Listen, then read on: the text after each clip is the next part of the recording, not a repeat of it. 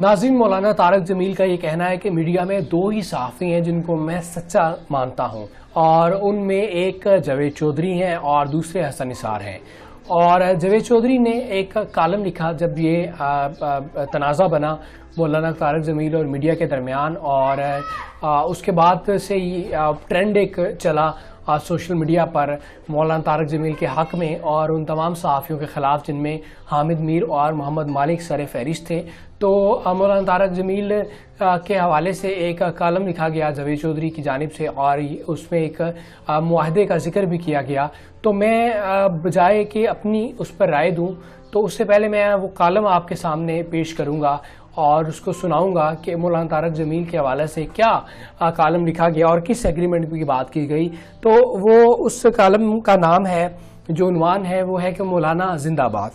Column मैं पढ़ना शुरू करता हूँ कि मैं मौलाना तारक जमील का फ़ैन हूँ। दोस्ती को भी 15 साल हो चुके हैं। मैं शुरू में जब इनसे मिला था तो इनके साथ एक एग्रीमेंट हुआ था।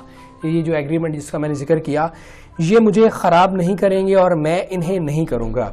ये मुआहिदा आज भी कायम है।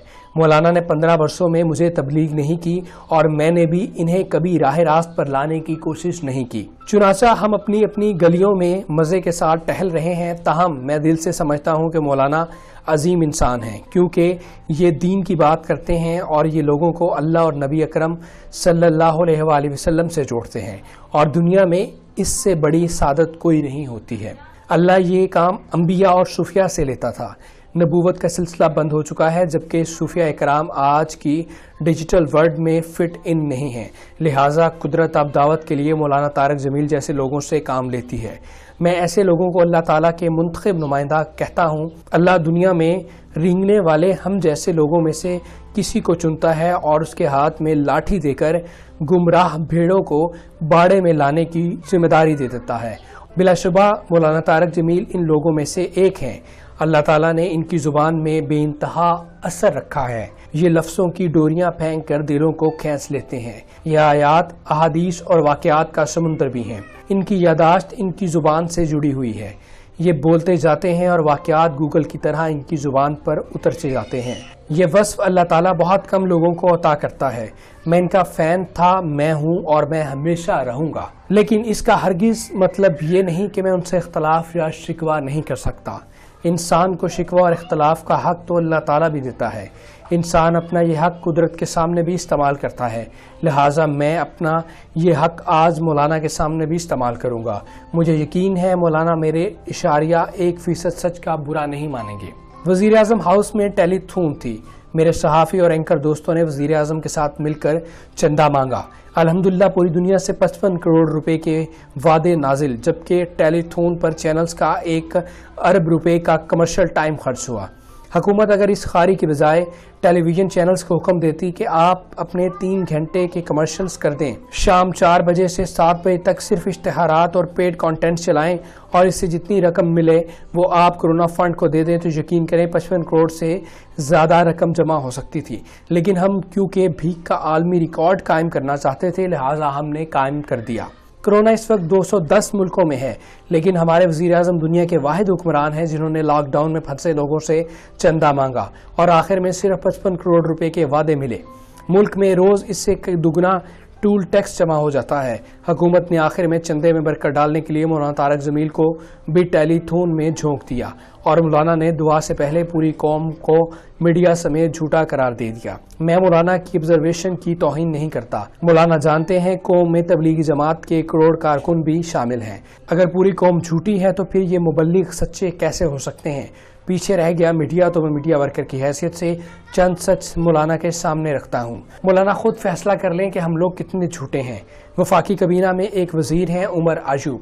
ये फील्ड मार्शल अयूब खान के पोते और गौहर अयूब के साहबजादे हैं। गौहर अयूब कौमी असम्बली के स्पीकर भी रहे, वजीर खारजा भी और पानी और बिजली के वजीर भी। गौहर अयूब ने वान इक़्तिदार के मुशाहदात के नाम से 2007 में किताब लिखी। इस किताब में गौहर अयूब ने एक वाक़या लिखा। ये इस वक्त के वज़ीर ख़ारजा थे। बकौल गौहर अयूब, हमने चीन को $250 मिलियन की इमदाद और $500 मिलियन की ग्रांट पर तैयार कर लिया था। हम वज़ीर आज़म मियां मोहम्मद नवाज शरीफ को चीन लेकर गए। वज़ीर आज़म ने सिर्फ कहना था और चीन ने हमें $750 मिलियन दे देने थे। لیکن صبح ناشتے کی میز پر نواز شریف نے مجھے اور سرتاج عزیز کو کہا میں چین سے پیسے نہیں مانگوں گا. مجھے نواز شریف سے بچوں جیسی حرکت کی توقع نہیں تھی. مجھے وزیر اعظم کی طرز عمل پر بہت افسوس ہوا. اب ذرا سوچئے جو وزیر اعظم معاشی حالات کی خرابی کے باوجود چین سے امداد نہیں مانگ رہا وہ بچوں جیسی حرکت کر رہا تھا، اور وہ جو ٹیلی تھون میں پوری دنیا سے مانگ رہا تھا وہ ایماندار ترین. ہم بھی کیا لوگ ہیں. یہ وفاقی وزیر عمر ایوب کے والد اور گوہر ایوب کا لکھا ہوا سچ، اور میں یہ صرف ریپروڈیوس کر رہا ہوں. لیکن مجھے آج سارا دن جتنی گالیاں پڑیں گی مولانا ان کا تصور بھی نہیں کر سکتے، اور ہم اس فضا میں سچ بولتے اور لکھتے ہیں. مولانا خود اس چینل کے مالک کا نام نہیں لے رہے جس نے کہا کہ چینل بند ہو سکتا ہے لیکن جھوٹ نہیں رک سکتا. لیکن وہ لوگ جو روز جابر حکمرانوں کے سامنے پورے نام لے کر سچ بولتے ہیں وہ سارے کے سارے جھوٹے ہیں. سچ تو یہ ہے کہ اس ملک میں سچ کو مشکوک بنا دیا گیا ہے. ہم جنرل پرویز مشرف، شوکت عزیز، آصف علی زرداری اور میاں نواز شریف کے اچھے کاموں کا اعتراف بھی کریں تو پاکستان تحریک انصاف کے آفیشیل پیجز سے گالیوں کے دہانے کھل جاتے ہیں. مولانا یہ بھی چھوڑ دیں، صرف یہ بتا دیں کہ یہ سچ نہیں کہ ہم ایک بھکاری ملک ہیں، پوری دنیا میں منگتا سمجھتی ہے، لیکن ہم نے اب وزیر اعظم کو بھی چندے پر لگا دیا ہے. یہ بھی اب دل کھول کر دیں کہ صدائے لگا رہے ہیں. اور لوگ اس کے بعد جب کہتے ہیں خدا خوفی کریں تو جواب آتا ہے وزیر اعظم کون سا اپنی ذات کے لیے مانگ رہے ہیں. ہم نے ملک میں اپنی آنکھوں سے بڑے بڑے دلچسپ واقعات دیکھے ہیں، لیکن یہ منظر پہلی مرتبہ دیکھا. عبدالستار ایدھی کے صاحبزادے فیصل ایدھی خود لوگوں سے چندہ کا چیک لے کر چندے کا چیک بناتے ہیں اور یہ چیک وزیر اعظم کو دے دیتے ہیں، اور وزیر اعظم وہ وصول بھی کر لیتے ہیں. وفاقی وزیر صحت عامر کیانی پر ادویات ساز کمپنیوں سے رقم لینے کا الزام لگتا ہے. انہیں عہدے سے ہٹا دیا جاتا ہے لیکن ان سے وصولی کی جاتی ہے اور نہ ہی تحقیقات ہوتی ہیں، اور پھر 3 ماہ بعد انہیں پارٹی کا سیکرٹری جنرل بنا دیا جاتا ہے. وفاقی مشیر عبدالرزاق داؤد کی کمپنی کو 309 ارب روپے کا ڈیم بنانے کا ٹھیکہ دے دیا جاتا ہے. ایف آئی اے کی تحقیقات میں جہانگیر ترین اور خسرو بختیار پر چینی اور آٹے میں اربوں روپے بنانے کا الزام لگ جاتا ہے، لیکن خسرو بختیار کو پہلے سے بہتر وزارت دے دی جاتی ہے اور جہانگیر ترین کو موسم انجوائے کرنے کا وسیع موقع فراہم کر دیا جاتا ہے. پشاور میٹرو مکمل نہیں ہوتی، نیب کیس کھولنے لگتا ہے تو کے پی کے کی حکومت عدالت سے اسٹے لے لیتی ہے. الیکشن کمیشن میں فارن فنڈنگ کی فائل کھلتی ہے اور حکومت سامنے کھڑی ہو جاتی ہے.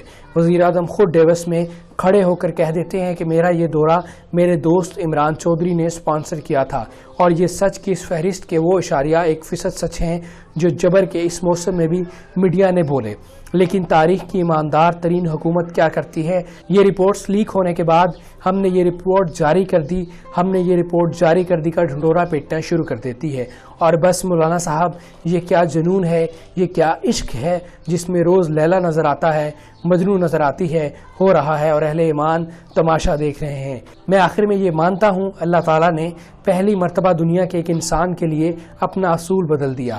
اللہ قرآن میں ارشاد فرماتا ہے ہم ظالموں میں سے بعض کو بعض پر حکمران بنا دیتے ہیں، لیکن اللہ تعالیٰ نے اس بار دنیا کی جھوٹی ترین قوم پر ایک سچا ترین اور ایماندار ترین لیڈر اتار دیا ہے. ہمارا کیا بنتا ہے یہ تاریخ ہی بتائے گی، لیکن کم از کم قدرت اس کے بعد یہ دعویٰ نہیں کر سکے گی کہ ہم قوموں پر قوموں جیسے لیڈر ہی اتارتے ہیں. یہ اصول کم از کم تبدیل ہو گیا ہے، اور میں سمجھتا ہوں کہ اس میں مولانا طارق جمیل کی دعاؤں اور رکعت کا عمل دخل ہے. یہ نرگس کا ہزاروں سال کا وہ گریہ ہے جس کے بعد چمن میں دیداور پیدا ہو جاتا ہے، اور پوری دنیا اب وضو کر کے ہمارے دیداور کا دیدار کر رہی ہے. مولانا زندہ باد، پاکستان پائندہ باد. ناظرین، یہ جاوید چودھری کا کالم تھا جو میں نے آپ کے سامنے رکھا، جو انہوں نے مولانا طارق جمیل کے لیے لکھا، اور جس میں انہوں نے مولانا طارق جمیل سے اپنی دوستی کا ذکر بھی کیا اور کچھ شکوے اور شکایات بھی کی، اور بہت ساری ایسی باتیں جو کہ بہت متنازع بھی تھیں اور غلط بھی تھیں، لیکن جو انہوں نے کالم لکھا میں نے آپ کے سامنے رکھا، اور یہ کالم مولانا کے پسندیدہ صحافی کی جانب سے لکھا گیا. تو اس ویڈیو کو لائک اور شیئر ضرور کیجیے گا، چینل کو سبسکرائب ضرور کیجیے گا. اللہ حافظ.